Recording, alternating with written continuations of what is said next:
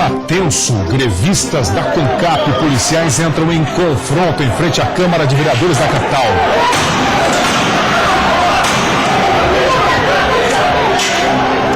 E enquanto a greve continua, a Prefeitura anuncia a contratação de empresa para realizar a coleta de lixo de forma emergencial. Escola é alvo de furto 2 vezes no mesmo dia. Os criminosos já foram identificados pela polícia. Furto de veículos a cada meia hora. Um carro é levado por bandidos em Santa Catarina. Baleia franca é vista na Praia do Rosa, em Bituba. Nesta época, a cena será cada vez mais comum aqui no litoral do estado. Hoje é quarta-feira, 12 de julho de 2017. Seja bem-vindo. O Band Cidade está no ar.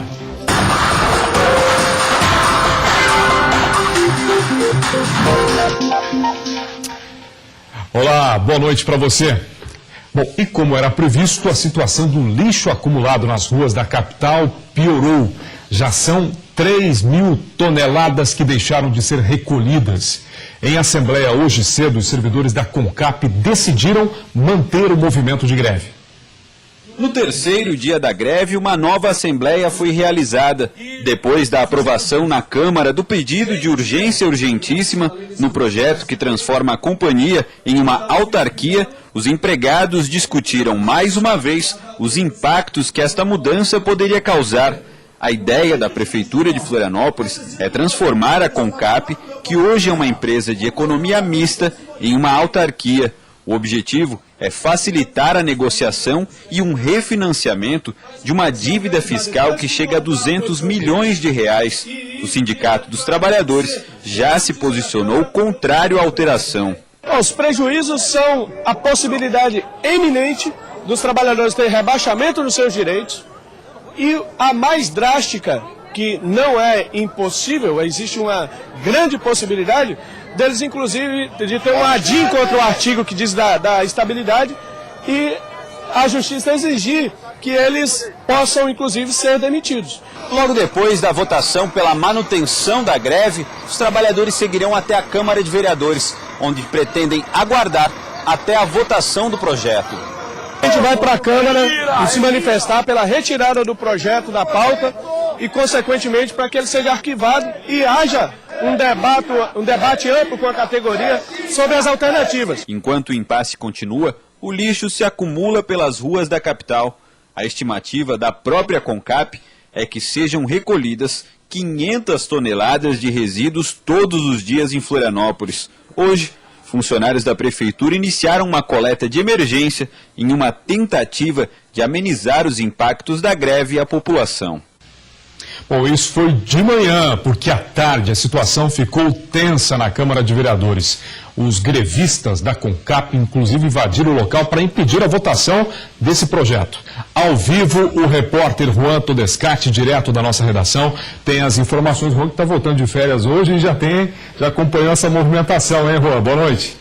Boa noite, Moacir. Boa noite a você que acompanha o Band Cidade. É verdade, voltando de férias, acompanhei essa movimentação durante todo o dia e realmente a confusão foi grande durante a tarde em frente à Câmara de Vereadores aqui de Florianópolis. O início da tarde parecia algo promissor. O prefeito anunciando a contratação de uma empresa para fazer o recolhimento de lixo, pelo menos emergencialmente, mas no decorrer da tarde deu para ver que a negociação não está tão encaminhada assim como a gente imaginava, e a gente vai acompanhar agora na reportagem os detalhes.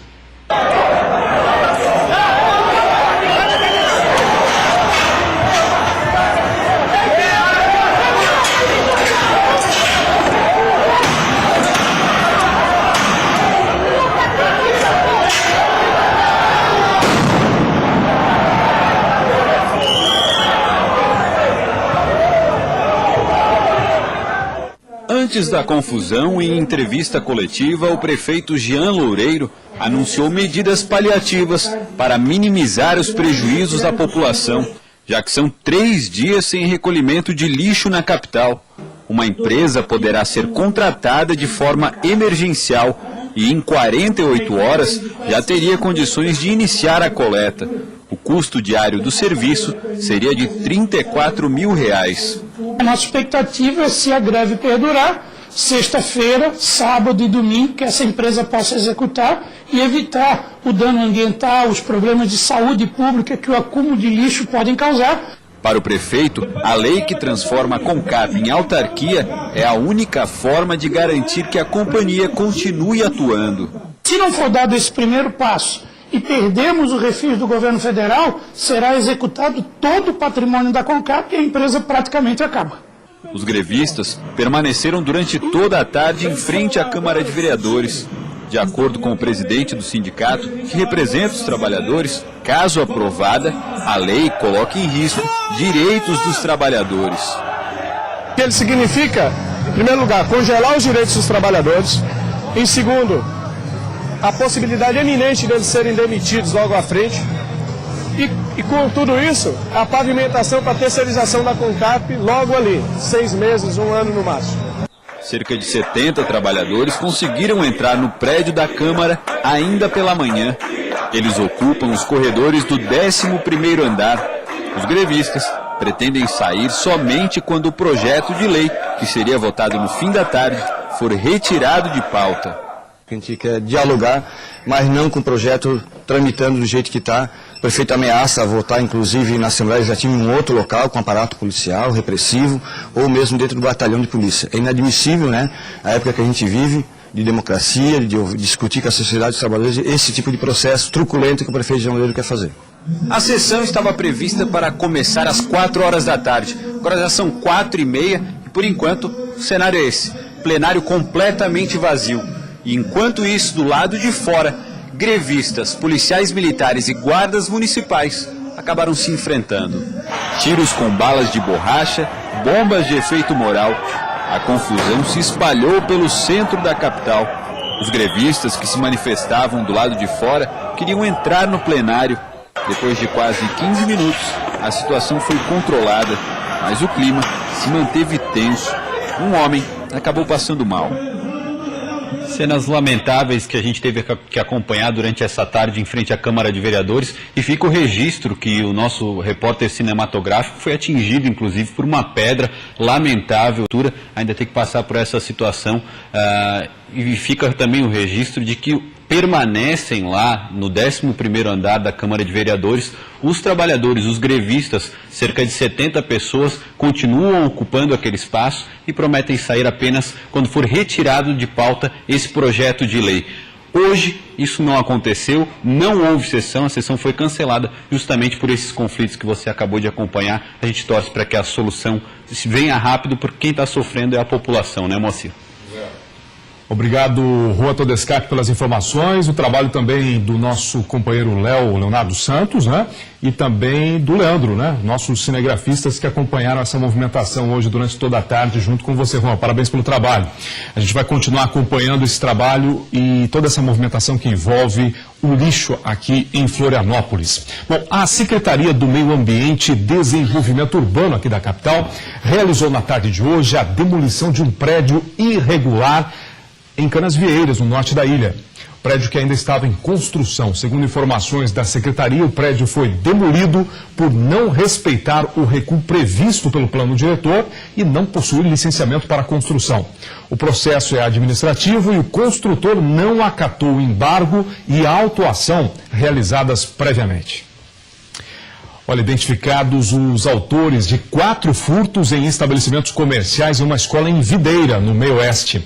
O impressionante é que mesmo aí com as câmeras de vídeo monitoramento, eles assaltaram a escola 2 vezes na mesma noite. As câmeras de vídeo monitoramento dessa escola em Videira não foram empecilhos para esses 2 assaltantes. Observe que no primeiro momento, um dos assaltantes entra na biblioteca e rouba a televisão.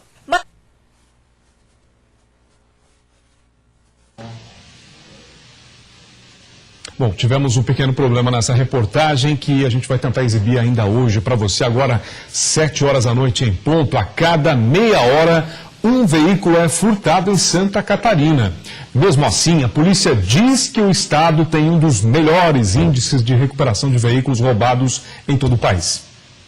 Aldo comprou um carro no fim do ano passado. Em janeiro deste ano, emprestou o veículo à irmã, que foi assaltada em Canasvieiras. O carro foi levado. Ela veio buscar uns amigos aqui em Canasvieiras, foi até aqui perto do Sapiens Park, e ela estava guardando dentro do carro, que é uma coisa que a gente não faz, né, guardar dentro do carro, os colegas descerem do apartamento. E aí 2 indivíduos abordaram ela armados, isso foi agora em janeiro, pelo dia 10, dia 15 de janeiro, abordaram ela armados e pediram para descer do carro. O assalto entrou na estatística dos 8.686 veículos roubados em Santa Catarina no primeiro semestre de 2017. Mas, felizmente, 2 dias depois da ocorrência, o carro também entrou na estatística dos 66,4% dos veículos que foram recuperados. Santa Catarina está entre os 5 estados que mais têm veículos recuperados no país. Uma coisa que foi muito legal foi eu me senti abraçado, sabe? Porque grupos de polícia no WhatsApp, grupos de colega, compartilhamento em rede social, todo mundo ali engajado em realmente reencontrar aquele bem, né? Que a gente trabalha tanto para conseguir adquirir um bem, vem alguém ruim e leva de ti. Segundo a polícia, Joinville é a cidade do estado que tem o maior número de furtos e roubos de carros. Mas em Florianópolis o problema tem sido outro: o aumento da circulação de carros clonados, a maioria deles vindos do Rio Grande do Sul. Os veículos clonados que nós recuperamos aqui em Santa Catarina, em grande quantidade, são oriundos do Rio Grande do Sul e já vêm adulterados daquele estado. Vêm já com documentos falsificados, vêm já com seus sinais identificadores adulterados, e eles são vendidos no mercado aí, principalmente pela internet e também em grupos de WhatsApp. A polícia tem trabalhado para desmantelar quadrilhas que agem na clonagem de veículos e no furto e roubo de carros. Em ambos os casos, tem sido importante a integração de todas as instituições na resolução das ocorrências. É a força de atuação das nossas polícias, ou seja, as forças policiais catarinenses, tanto a Polícia Civil, quanto a Polícia Militar, quanto as guardas municipais e também a Polícia Rodoviária Federal, se comunicam bastante entre si, de forma que o trabalho acaba rendendo bons frutos. Bom, e agora sim você vai ver a reportagem que foram identificados os autores de 4 furtos em estabelecimentos comerciais e uma escola em Videira. O impressionante é que as câmeras de vídeo monitoramento não afastaram aí os bandidos. As câmeras de vídeo monitoramento dessa escola em Videira não foram empecilhos para esses 2 assaltantes. Observe que no primeiro momento um dos assaltantes entra na biblioteca e rouba a televisão. Mais tarde, eles voltam na mesma escola e levam um computador que estava na sala da direção e ainda fecham a porta. Eles foram na escola antes da meia-noite, arrombaram uma porta, subtraíram um computador. Em seguida, isso já depois da meia-noite, voltaram na escola, arrombaram um outro compartimento lá da escola e furtaram uma televisão.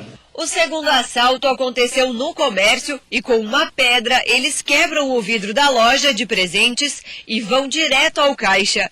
Em alguns minutos saem correndo. Eles confessam o crime e ambos declaram que eram dependentes de drogas. Conseguimos identificar então 4 crimes, que eles seriam os autores, todos com arrombamentos. E nos chamou a atenção o fato de eles estarem arrombando as vidraças, as portas de vidros do comércio com pedras. Isso não era uma prática comum aqui. E depois descoberto, mostrado, confrontado, né, as imagens e questionados a respeito, eles admitiram a prática dos crimes. Os bens levados ultrapassam os R$20 mil. A pena para esta prática de crime é de 2 a 8 anos de reclusão. Olha, furtar uma escola é algo terrível, né? Absurdo, né? A gente fica revoltado com essa situação porque tantas crianças, jovens, adolescentes, dependendo, né, desses equipamentos para, enfim, ter um futuro. E aí vem esses bandidos e acabam levando esses equipamentos. Lamentável essa situação, mas um belo trabalho aí da polícia que já identificou os criminosos. A seguir, baleia franca aparece na Praia do Rosa, no sul do estado, e encanta moradores e turistas. A cidade volta já já.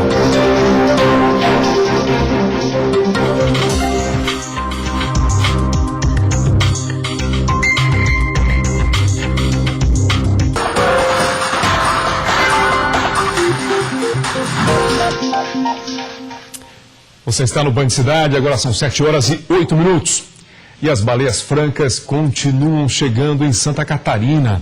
Essas imagens feitas por Frederico Littmann mostram o momento exato em que uma delas apareceu hoje na Praia do Rosa, em Bituba, no sul do estado. A aparição encantou aí moradores e turistas na região, até porque nessa época elas são cada vez mais comuns aqui no nosso litoral catarinense. E um canal de uma usina particular de geração de energia se rompeu na tarde de ontem em Taió, no Vale do Itajaí, afetando casas e propriedades rurais. Esse e outros assuntos agora no Giro de Notícias. Conforme a Defesa Civil, ninguém ficou ferido. A inundação aconteceu por volta das 14 horas na localidade Rio das Pedras. 3 casas foram parcialmente afetadas. Um rancho foi derrubado pela correnteza. Galinhas e porcos foram carregados pela força das águas. E a madeira que seria usada para construir uma casa também se perdeu após a invasão da água, segundo a Defesa Civil. Policiais rodoviários federais e policiais militares apreenderam aproximadamente 400 mil carteiras de cigarros contrabandeadas em Capinzal. Um caminhão foi abordado onde foi encontrada a carga avaliada em R$2 milhões. O motorista de 30 anos informou que ela seria entregue na região de Porto Alegre, no Rio Grande do Sul. O condutor foi detido. 5 embarcações carregadas de peixe foram apreendidas no litoral de Santa Catarina pelo IBAMA por pescar em tainha em área proibida no Rio Grande do Sul. Além dos barcos, aproximadamente 60 toneladas de peixe foram apreendidas. Os armadores dos barcos devem ser multados. A apreensão ocorreu em uma ação conjunta do IBAMA e Polícia Federal. Uma das multas foi de R$490 mil. E o assunto do dia hoje, em todos os jornais, na internet, redes sociais, Lula condenado a 9 anos e 6 meses de prisão. Nunca antes na história desse país um ex-presidente foi condenado à prisão. É bem verdade que Lula pode recorrer e daqui a pouco até ser absolvido em instâncias superiores. Mas hoje ele é um condenado. Mas o que temos que destacar é que a justiça está sim julgando e condenando políticos e empresários milionários, como nunca antes. É doloroso, é frustrante, vergonhoso, um remédio amargo, mas necessário para mostrar que ao menos um poder, o da justiça, continua atuante nesse país de faz de conta. Hoje é o Lula, amanhã pode ser o Aécio ou até o próprio Temer. Que nenhum seja poupado, independente do partido, porque a corrupção que está aí e que vemos está impregnada em quase todos os partidos. E aconteceu nesta quarta-feira em Chapecó a segunda mostra do conhecimento de ciências e também tecnologia. A mostra foi realizada em Chapecó, em todas as escolas estaduais. Foram apresentados os trabalhos desenvolvidos durante o semestre, que ganham formas diferentes de acordo com os temas propostos por cada professor. A escola, ela tem o livre-arbítrio para decidir sobre o tema que vai ser apresentado. Tanto que na escola não existe um tema coletivo para todas as turmas. Cada professor que escolheu uma turma escolheu qual o trabalho iria apresentar. A atividade faz parte do calendário escolar e irá classificar para a etapa regional, que acontece em setembro, o melhor trabalho de cada escola nas categorias Ensino Fundamental, anos finais, Ensino Médio e Médio Inovador e Profissional. Elísia é professora dos anos iniciais. Ela explica sobre o processo de produção dos trabalhos. As turmas pesquisaram, né, a princípio. Depois nós fomos para a sala, foi trabalhar a parte teórica. Cada um foi comentar a respeito do que pesquisou, né? Aí depois a parte prática, cada um optou por um tipo de trabalho. Alguns fizeram painéis, outros fizeram cartazes, outros maquetes. Bianca escolheu o tema fadas. Ela e seu grupo desenvolveram um livro com a fada preferida de cada um. A gente fez várias fadas tentando criar um livro. Daí a gente fez várias fadas que a gente gostava. Cada um escolheu uma fada e a gente foi colocando características, idade e outros. Mais do que aprender, os alunos relatam que a atividade atípica ajuda a se enturmar com os colegas. Conhecer, se enturmar mais com as pessoas. Foi bem legal de confeccionar, de fazer, enfim, o trabalho. Gostei porque a gente se reuniu com os nossos amigos, aprendemos mais sobre os deuses que a gente fez. Foi bem divertido, a gente foi imprimir as imagens, comprar a cartolina e os enfeites. E você vai ver a seguir. Começou a distribuição de remédios de uso contínuo que estavam faltando nos postos de saúde da capital. Boa cidade, volta já.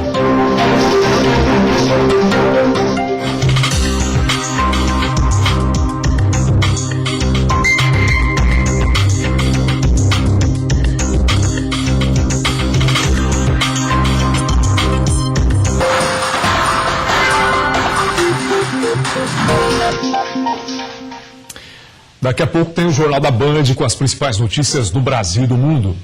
Olha, começou a retomada da distribuição de remédios de uso contínuo que estavam faltando nos postos de saúde da capital. Desde o ano passado, a população tinha dificuldade em encontrar aí os medicamentos. Os principais medicamentos que foram repostos são a sertralina para a depressão, a simvastatina para o colesterol e o clopidogrel para problemas de coração. Segundo a Prefeitura, o problema no abastecimento se deu pela existência das chamadas licitações desertas. Nós, quando encaminhamos, a gente diz qual é o preço máximo que está disposto a pagar para o medicamento, assim que funcionam as licitações. E aí, se nenhuma empresa está interessada em vender por aquele preço, a gente chama de a licitação deu deserta. Aí nós temos que fazer um novo processo licitatório, aumentando os valores. Depois da chegada dos medicamentos, na segunda-feira começou o processo de distribuição. São 60 postos como esse que precisam ser reabastecidos. O prazo da Secretaria de Saúde é que até o fim do mês o processo seja concluído. De acordo com a Prefeitura, o processo está avançado, já que desde maio a situação vinha sendo regularizada. Naquele mês, cerca de 80% dos medicamentos já estavam disponíveis para distribuição. O processo por parte da Secretaria ele está praticamente finalizado, com as ordens de serviço encaminhadas já para as empresas. A rede está praticamente toda abastecida, com um ou outro medicamento que está em fase de fornecimento por parte da indústria. E a diretoria da EPAGRE esteve hoje em Chapecó. A visita fez parte do dia de ação do governo e foi acompanhado por lideranças e autoridades. Vem debatendo e venham principalmente ouvir as entidades, os sindicatos rurais, as prefeituras, no sentido de nós buscarmos a alternativa de solução para o nosso produtor. Que o grande objetivo nosso é de fazer um atendimento proativo, direto e objetivo com o nosso produtor rural. O programa SC Rural, que incentiva a agricultura familiar, dando suporte aos agricultores, tem fluído efeitos positivos em Chapecó, aumentando o número de feirantes e a qualidade dos produtos fornecidos. E a gente agora também tem uma parceria com o governo do estado, do programa do SC Rural, que incentivou muito os nossos feirantes, e são 22 feirantes já que tiveram acesso a esse dinheiro, a esse programa, para melhorias da própria agroindústria, das lavouras, das hortas, para trazer um produto melhor para o nosso cliente consumidor final, né? Assim, eles investiram mais na propriedade, na produção, nas melhorias, então isso veio a calhar um monte de benefícios aos nossos feirantes aqui de Chapecó. Para Leandro, o incentivo do governo é fundamental para os agricultores. De grande importância, porque é um incentivo para nós agricultores, pequenos agricultores, e para nossos familiares também, para não ter evasão do campo, né? Que para nós isso é um incentivo grande, um apoio até para os nossos filhos e para não seguir por outros caminhos errados depois, né? Boa noite para você, até amanhã.